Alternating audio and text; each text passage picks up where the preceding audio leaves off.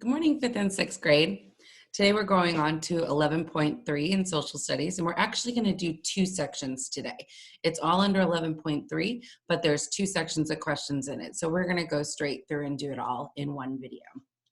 So today we're going to be talking about inventions. So we've been talking about moving forward. The United States is post-Civil War, and we're seeing a change in the country. We're seeing more immigrants coming into the country.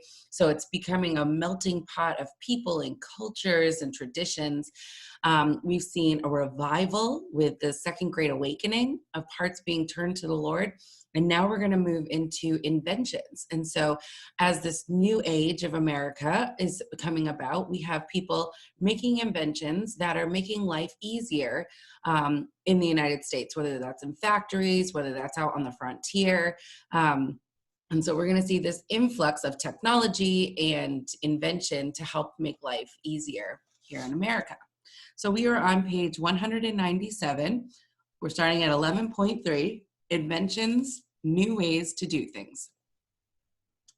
Each of us has been an inventor at one time or another. God has given us minds which enable us to think better or faster ways of getting the jobs done. Man has been inventing since creation. A good invention is never really finished. Someone else is bound to improve it. For example, look at a picture of the first cars and airplanes. Can you imagine yourself riding around in those early models instead of the modern ones? People will continue to invent new ways to improve the car and the plane, as well as every other important invention. This process of improvement is called progress, the movement forward to improve our way of life. We have already learned about several inventors: Benjamin Banneker, Eli Whitney, George Washington Carver, and Cyrus McCormick. They are just a few of the inventive people of the United States. We must go back to the beginning of the 19th century for the story of one great American inventor, Robert Fulton. Robert Fulton and the steamboat. By early 1800s, many factories used steam engines to run machines. The steam engine, which burned wood or coal, interested several Americans who wondered if steam could also be used to propel a boat. Although several men attempted to build a steamboat, their inventions were too expensive to operate for practical purposes. Then, Robert Fulton, 1765 to 1815, set his mind to the task. In 1807, just 31 years after America became a nation, Fulton finished building his steamboat, the Clermont, in a New York shipyard. Eager to test it, he scheduled a trial run. When the day arrived, crowds of people gathered on the banks of the Hudson River to watch. Many mocked the Clermont before even having the chance to see it work. Some were frightened by the smoke and the sparks which poured out of the Clermont smokestack. But everyone cheered when the paddle wheels began to turn, propelling the Clermont up the river. Robert Fulton had invented the world's first successful steamboat. Men began working to improve the steamboat. Within a few years, steamboats replaced sailboats on large rivers, and soon steamboats were traveling across the ocean. Pretty amazing. So we have Robert Fulton, who invented the steamboat.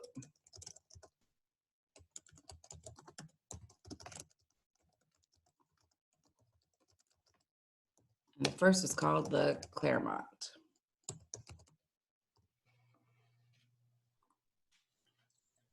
Samuel Morse and the telegraph. Steamboats and railroads sped up communication somewhat, but some men still felt that there needed to be a faster way. Samuel Morse, 1791 to 1872, a Christian man from Massachusetts, believed that messages could be sent over long distances through a wire by electricity. Samuel Morse needed money to build his test his telegraph. To prove that his invention worked, he would need to spread the telegraph lines over a long distance. Morse, a poor man with a family to support, often went without food himself so that he could work a little longer with his experiments. Morse believed that with a telegraph, important messages could be sent from city to city in a matter of seconds instead of days. Knowing that such an invention would greatly benefit our country, he decided to ask the United States Congress for money to test his invention. At first, Congress said no. Though Samuel Morse became discouraged, he wouldn't give up. After several years, he again asked Congress for money, and this time Congress voted to give him $30,000 to build a telegraph line from Washington, D.C. to Baltimore, Maryland, a distance of about 40 miles. Because Morse knew he could not send words over his telegraph wire, he devised a code of short and long dots and dashes. By this system of dots and dashes, known as the Morse code, the letters of the alphabet and the numbers could be tapped over telegraph wires. In May of 1844, Morse sent a telegraph set to Washington, D.C., while another man set with a telegraph in Baltimore. Morse tapped out the signal, "What hath God wrought?" Within seconds, the assistant waiting on Baltimore's receiving the message on his telegraph set.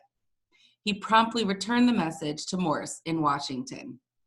Soon, telegraph wires stretched from city to city and state to state. By 1861, a telegraph wire stretched from the East Coast to the West Coast of the United States. When workers completed the Transcontinental Railroad in 1869, telegraph sent the message of the railroad's success to the cities across the United States. Now, newspapers in cities that were hundreds and even thousands of miles apart could print the nation's news in the same day that it happened, thanks to the telegraph. People who were moving west no longer felt out of touch with those in the East. The telegraph had brought the East and the West together. So Samuel Morse invented Morse code and the telegraph. So before this, in order to get news anywhere, you had to send a letter, and a letter would take days, if not weeks at that point to be delivered, because you're delivering it by wagon, you're delivering it by steam engine across the United States. And so news traveled very slowly. The same thing with news for newspapers and such. You would hear about events days or weeks after it took place. With the Morse code system and telegraphs, you could get news instantly. And so headquarter cities could send news to each other about what was going on their section of the United States so that it could be published, or messages could be sent to family members. If you're moving west to the frontier, the chances of you seeing your family again on the East Coast was pretty slim. But with Morse code and telegraphs, people could send messages that would get to their family within a day rather than weeks or months. So really amazing technology. And you think about it, right now, everything we have is wireless. So you don't need wires attached to things in order to transmit messages. But at this point, you needed to have wires that go from the starting point to the ending point. And so that means having a wire that goes across the entire United States or from state to state, or even putting a wire under the Atlantic Ocean in order to get messages to Europe. And so amazing technology that allowed them to do that. But again, as we have progressed, we have moved into an age of wireless. And so we can still send messages, full words, pictures, videos, all kinds of things over no wires, over wireless system. So it's pretty amazing to see how far we've come in less than 200 years. It's pretty amazing. Maybe a little more than 200 years. All right, next we have Alexander Graham Bell, the telephone. Alexander Graham Bell, 1847 to 1922, who sailed to America from Scotland as a young man, loved America and the opportunities he had in America. Bell worked in the city of Boston, Massachusetts, as a teacher of students who were deaf and mute, meaning they were unable to speak. Usually, these students could not talk because they had never heard words or sounds. Bell once made a comment, "If I can make a deaf-mute talk, I can make iron talk." Already, the idea and plans for a telephone were developing in his mind. The father of two of his students offered him money to help continue his work. In March of 1876, Thomas Watson, Bell's friend and assistant, heard Bell call him over a telephone wire from the inventor's attic workshop. "Mr. Watson, come here, I want you." Excitedly, Mr. Watson came running. The telephone worked. Americans were slowly realizing the importance of Alexander Graham Bell's invention. They thought the telephone more as a toy than an important invention that could change their way of lives. In 1876, a World Fair was held in Philadelphia, Pennsylvania, to celebrate our country's 100th birthday. Our country had changed greatly since the Declaration of Independence had been written. Many new inventions were shown at the World's Fair, including Alexander Graham Bell's telephone. One English scientist described Bell's telephone as the most wonderful thing in America. Americans finally began to see the telephone's usefulness. 1 year later, the first Bell Telephone Company came into being. In 1915, another important telephone conversation took place between Bell and Watson. Again, Bell said, "Mr. Watson, come here, I want you." But Bell was joking this time, for he was calling from New York to Mr. Watson in San Francisco, California. It was the first coast-to-coast telephone conversation. Alexander Graham Bell became a citizen of the United States in 1882. Although we remember him as an inventor of the telephone, he wanted to be remembered first of all as a teacher of the deaf, for he greatly loved his students. So Alexander Graham Bell, first and foremost, was a teacher of the deaf.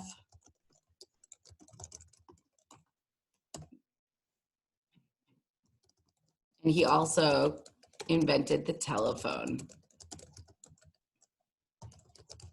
So even in this short amount of time, we see invention going from Morse code, only being able to send a code of dots and dashes that would have to be translated into words. Now we're moving into the telephone where you can dial in a number and talk back and forth to someone with your own words and your own voice. Thomas Edison, a man of many inventions. Few Americans have not been affected by the work of Thomas Alva Edison, 1847 to 1931, probably the greatest inventor in history. Edison was interested in inventing, Edison was so interested in inventing that he built a large invention factory at Menlo Park, New Jersey, where he often worked both day and night, stopping only for naps. The electric light, the motion picture, the phonograph, and office machinery are just a few of Thomas Edison's 1,000 or more inventions. At first, Edison's workers did not believe that his strange-looking phonograph could talk. As his workers watched, Edison leaned toward the mouthpiece and began turning the handle. "Mary had a little lamb, its fleece was white as snow," he said and finished the nursery rhyme. His workers waited as he adjusted the machine and began turning the handle. The machine repeated, "Mary had a little lamb." Laughter and cheers filled the room. This invention would make Edison famous. So it was like a tape recorder. Thomas Edison also worked on the electric light bulb. Although several different men had attempted to invent one, their bulbs would burn out only a minute or two later. Edison struggled with the same problem. After 2 years of experimenting, however, Edison invented a successful bulb. He watched excitedly as the bulb kept burning hour after hour. His first successful light bulb burned for 40 hours. Edison and his workers kept working to make light bulbs that would burn even longer. Electric lights soon lit America's streets. Stores and other buildings in big cities installed electric lights. Gradually, electric lights spread into homes throughout America. No longer did people have to use candles or kerosene lanterns to light their homes at night. Edison could never put one of his successful inventions aside. He always worked to improve them. Many people called him a genius. To that remark, Edison replied, "Genius is 1% inspiration and 99% perspiration." meaning sweat.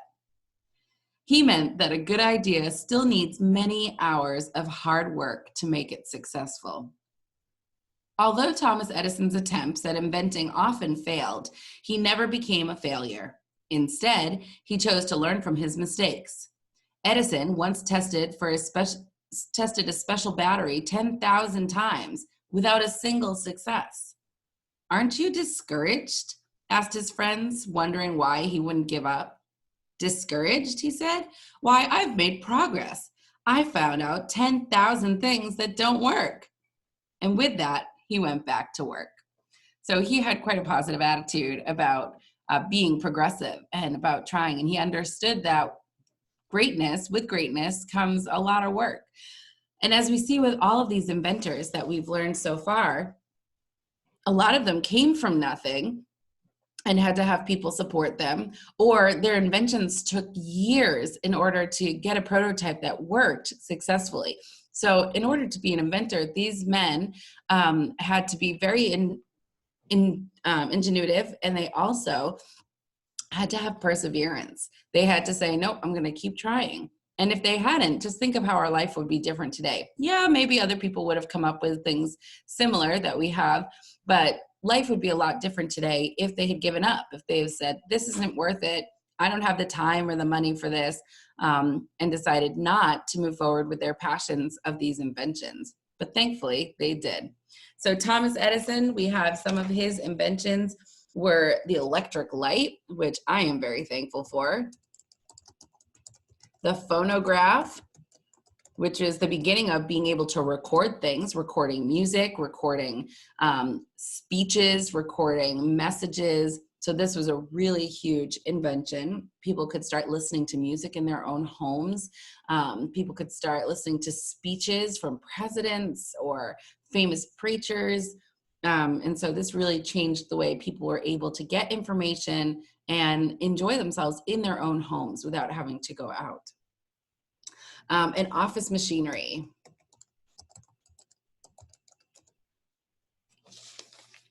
All right, before we go on to the next section, we're going to answer questions for 11C. So first, we're going to identify the man who invented the first successful steam-driven boat. 2, identify the system of dots and dashes used to tap letters of the alphabet and numbers over telegraph wires and its inventor. So what is the name of that code and who invented it? 3, the inventor of the telephone. And 4, the man most often thought to be the greatest inventor in history. Something to think about. What is progress? So look at the definition on the top of the page here on the screen. Progress is moving forward to improve our way of life. So what does that mean? How do inventions contribute to progress? So how do these inventions make our life easier? All right, you can pause this video and answer those questions. You can use the screen, which has the information that we've read about thus far to help you answer your questions. And when you're done answering your questions, you can start the video back up and we'll go on to the next section.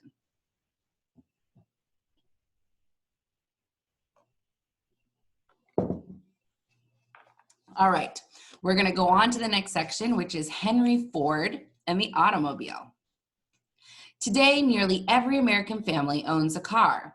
But when the car, or the horseless carriage, was first invented in Germany, only the very wealthy could afford to buy one. Men had to make each car completely by hand. You can imagine how long it took for them to build one car. Fortunately, a man named Henry Ford, 1863 to 1947, became interested in building cars. As a boy in Michigan, he saw that few people could afford their own cars. Ford's dream was to make an inexpensive car that nearly every American family could afford. The first cars were run by steam engines or electricity. Then someone invented the gasoline engine. Why not use a gasoline engine to run a car? Ford asked himself. To answer this question, he first had to learn how to build a gasoline engine. After he built a gasoline engine, Ford built a box-shaped car and set the engine in it. His first car had 4 bicycle wheels for tires and stick instead of a steering wheel. Ford finished his first gasoline engine car in 1896. It ran successfully, but like the rest, it was completely handmade and would be expensive to buy. Henry Ford built other cars, making improvements on each one. In 1903, when Ford Motor Company began, still only the wealthy could afford to buy cars. But Ford remained determined to find a way of building a car for a lower price.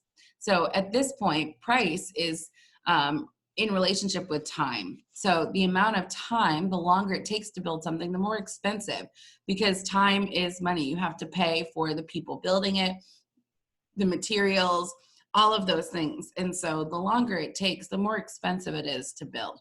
And so his goal was to make one that could be made a lot faster, cheaper, so that the average American could buy it.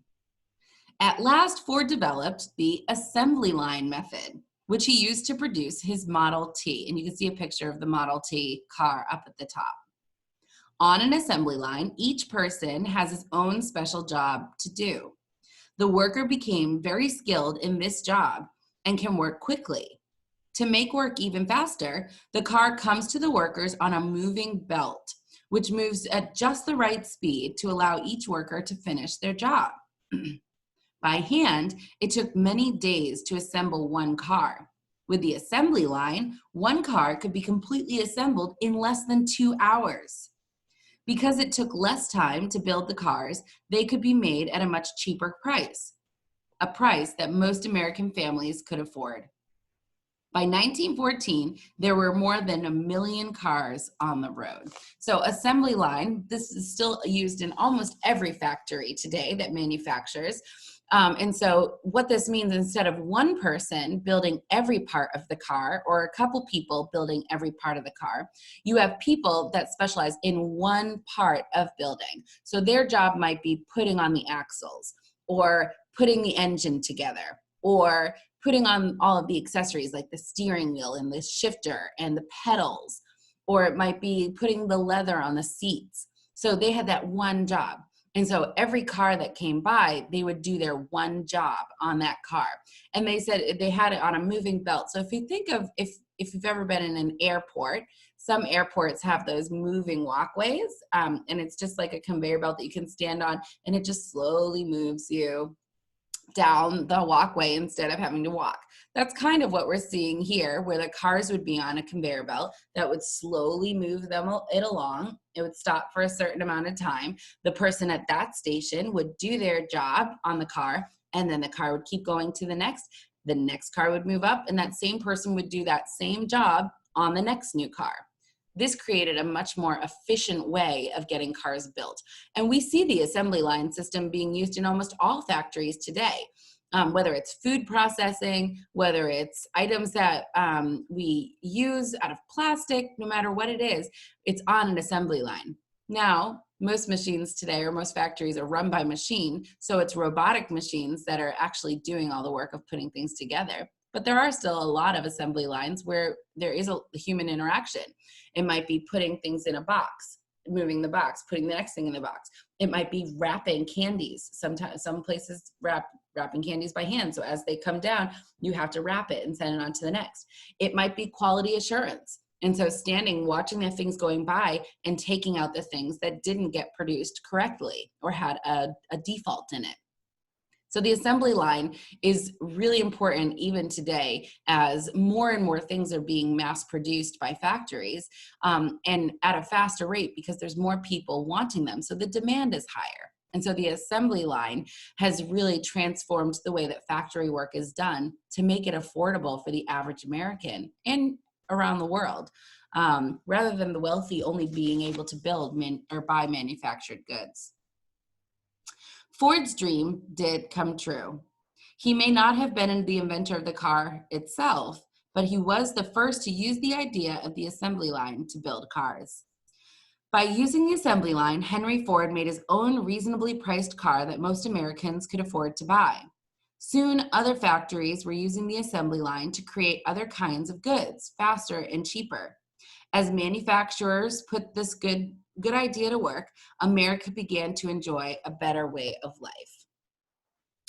So he developed not the car. He was not the inventor of the car in general. He did invent the Model T car, so a model of the car, but he is most well known for his use of the assembly line in building cars, and then it being used in other factories as well. So he developed the use of assembly line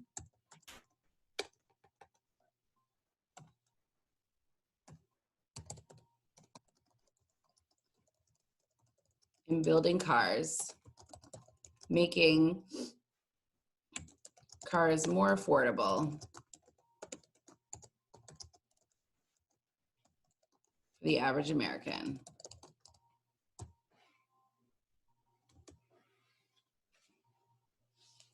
Okay, some Black American inventors.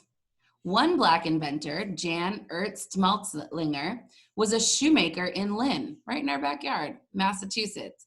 In 1883, he patented the first shoe lasting machine. His invention meant that the shoemaker no longer had to stretch and shape a shoe by hand and then nail it to its sole. So shoes up to this point were like a wooden sole where you would stretch the leather and have to tack it or nail it to the sole of the shoe. And so this machine allowed this to be done without having to do that. So we have Jan Ernst Matzelinger. And he invented a shoe lasting machine. Again, another machine that made shoes more affordable because they could be made more efficiently and quickly.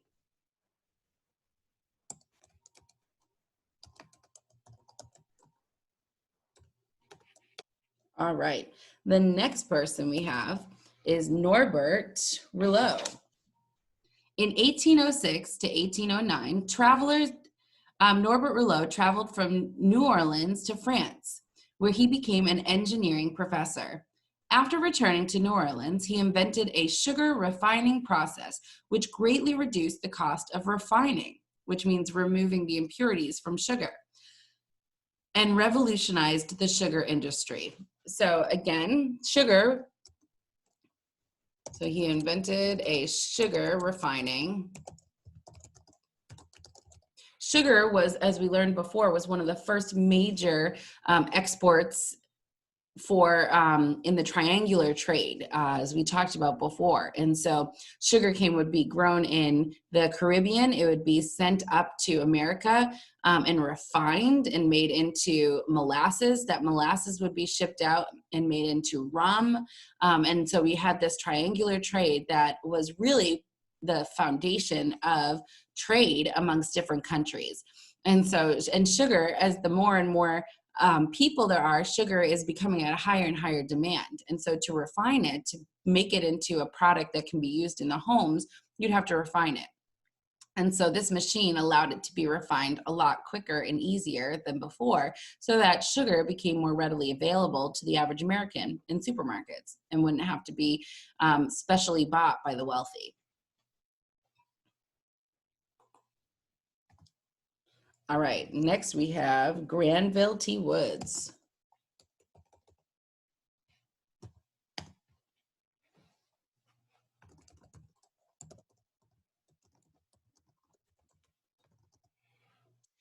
Inventor Granville T. Woods, 1856 to 1910, was working for the Danville and Southern Railroad when he became interested in improving methods of communication and transportation. He opened a factory and invented a steam boiler furnace, automatic air brakes, egg incubator, and telegraph device for communication between moving trains and train stations, and more than 15 electrical devices for railroads. Okay, so he invented many electrical machines for railroads.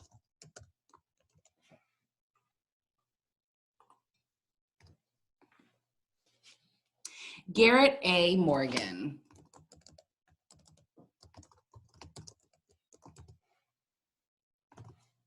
Garrett A. Morgan, 1877 to 1963's first famous invention, a gas mask, quickly became standard equipment for fire departments and police forces across the nation. The traffic signal with red, yellow, and green lights was also invented by Morgan, and the General Electric Company paid him $40,000 for rights to manufacture his invention. So they paid for the patent, or they paid for the invention in order to be able to mass produce it themselves without him getting a cut of it. So they paid him $40,000 for his invention idea, and then they created it from that point on. Okay, so Garrett A. Morgan invented the gas mask, which became very important for the safety of fire and police officer.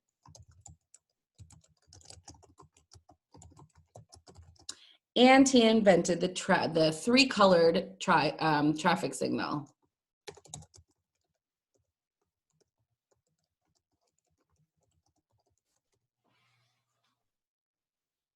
All right. The Wright brothers and the airplane.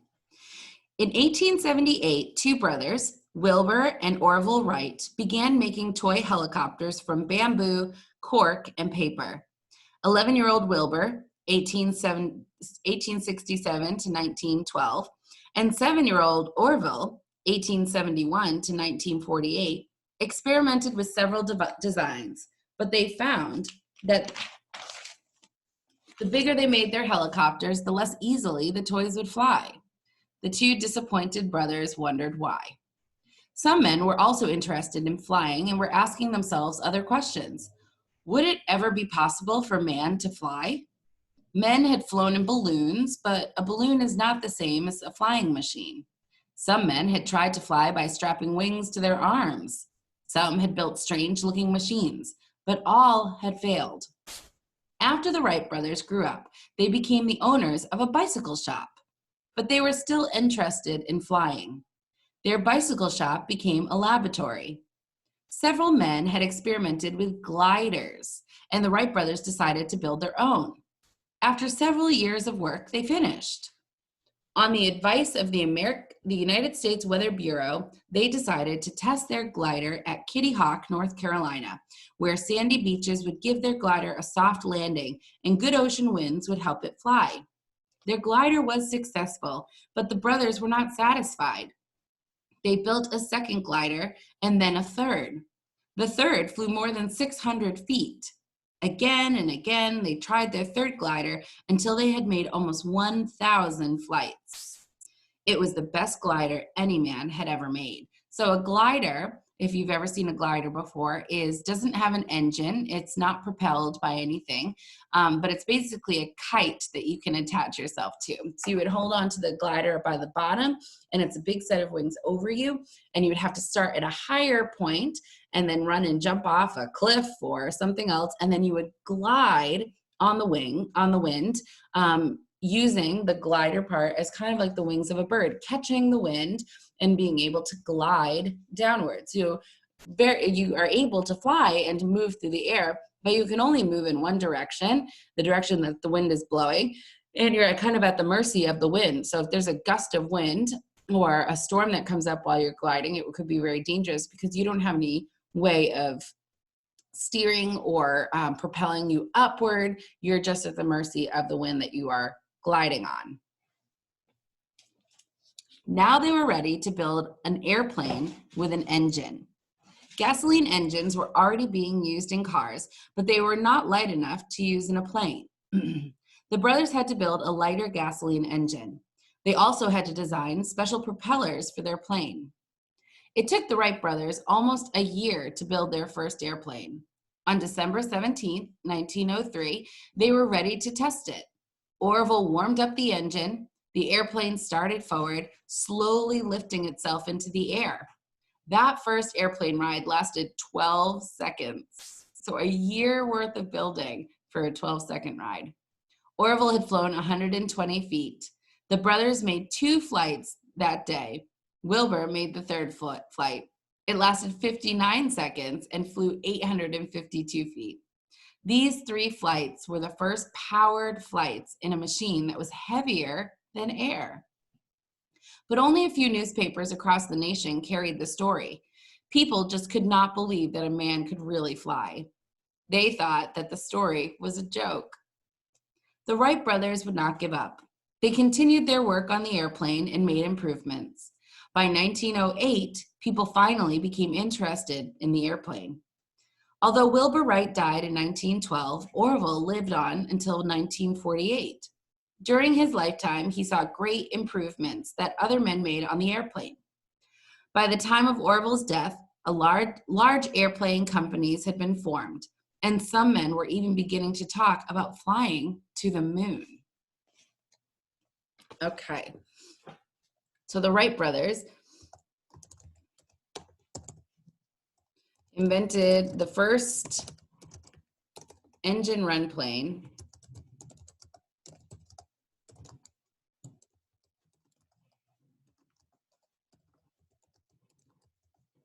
that was heavier than air but could fly. Pretty amazing. Gliders, on the other hand, with that are very light, and they're able to sit on top of the wind because they are lighter than the air pressure pushing against them. Whereas this, you have a plane with people in it, with an engine, with all the materials needed, gasoline, and it's able to fly even though it weighs more than air. Okay, and because of their invention, thankfully we have the ability to fly anywhere in the world now and see things that people never saw before, or if they had the opportunity to, would take years to get to. If we think about before the airplane, if you wanted to get to the other side of the world, you had to take steamboats, you had to take trains across countries, and it would take months and months and months in order to get that far. Whereas now on an airplane, you can get to the other side of the world in less than 24 hours. It's pretty amazing. Robert H. Goddard and the rocket. Even as a boy, Robert Goddard, 1882 to 1945, dreamed of one day sending an object high into space. At the time, however, men were still experimenting with the airplane. The thought of sending a rocket into outer space seemed ridiculous. People laughed at young Robert's dream, but when he graduated from college, Robert set out to make his dream come true. Although people continually mocked his efforts, he would not give up his experiments. He began to work on a rocket that would burn liquid fuel using a combination of gasoline and liquid oxygen. This was a new idea. Goddard and his workers had to be very careful because liquid oxygen is highly explosive. In 1926, Goddard launched the first successful liquid-fueled rocket ever built. In the following years, he built bigger and better rockets. For many years to come, people would not realize the importance of his work. Goddard himself realized that he probably would not live long enough to build a rocket big and fine enough to fly to the moon, because it often took years of work to make one improvement on the rocket. Robert Goddard must have realized that other scientists would follow in his steps, as indeed they did. As a result, we have seen rockets carry astronauts to the moon and carry rovers to Mars and many other amazing things. So he invented the first successful liquid-fueled rocket.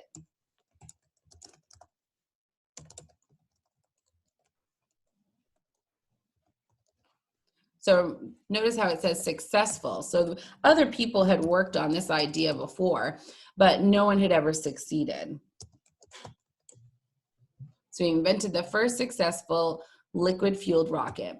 And again, he didn't see that come to fruition to actually get into space or to take people to the moon, but he saw it being improved over the years, knowing that it would get there someday, that other great inventors would take his idea, move forward, and do great things with it, which they have. So other American inventors. History shows that practical, hardworking Americans have probably produced more inventions than any other people in modern times. A few other American inventors of the 19th century include the following. 1836, Samuel Colt invented the revolver, which is a type of gun. 1839, Charles Goodyear Vulcanization of rubber, a process which improved its strength and durability and did away with its stickiness. So Goodyear, if you've heard of Goodyear before, Goodyear is a major tire company. And so he invented or came up with a way to work with rubber to process it. Rubber is actually a sap from a tree in the jungle. And so it's sticky. And so he was able to configure a way to process it in a way that got rid of its stickiness and allowed it to be used for things like tires for cars. And this was a major invention to the use, making things easier and more efficient. 1846, Elias Howe invented the lock stitch sewing machine. So instead of having to sew by hand, he invented a machine that was more efficient. In 1867, P.D. Armour invented the meat packing system, so packaging meat in a mass-produced way that could be shipped out quickly and efficiently to Americans. 1868, George Westinghouse invented the railroad air brake. 1868, C.L. Sholes invented the typewriter. And 1888, George Eastman invented the Kodak box camera.